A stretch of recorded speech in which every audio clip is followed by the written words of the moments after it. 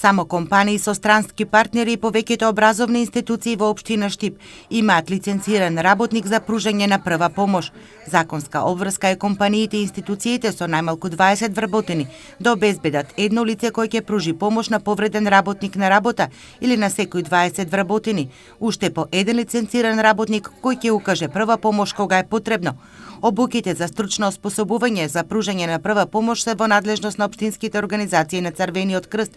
Ги спроведува лекар, пошто кандидатите менуваат низ проверка на наученото.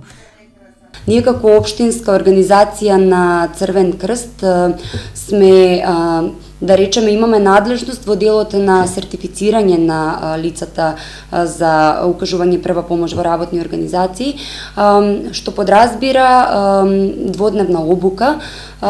Лицата кои што се назначени од самата компанија доаѓаат во просториите на општинската организација на Црвен крст Штип и имаат теоретска настава, потоа имаат практични показни вежби и веќе вториот ден после кратката пракса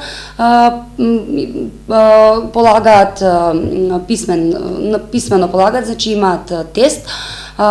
Сето тоа значи обуката ја води доктор кој што е претходно сертифициран токму за оваа дејност. Бројот на несреќи при работа се чести. Навременото пружање на прва помош е важно затоа што некогаш во прашање се минути да се спаси човечки живот. Стручното укажување прва помош е веројатно една од најбитните работи кога се во прашање такви несакани случаи на работните места. Нормално секој човек би сакал да укаже прва помош, меѓутоа многу често не секој би се нафатил да укаже прва помош доколку не е сигурен како тоа правилно треба да го направи. Веројатно и тука настанува главниот проблем, па се чека пристигнувањето на итната помош, на службата за итна помош, а понекогаш и минути се во прашање за во потешки случаи, па и да се спаси човечки живот. Законска обврска на секоја јавна и приватна установа, компанија и организација е да поседува сертификат за прва помош.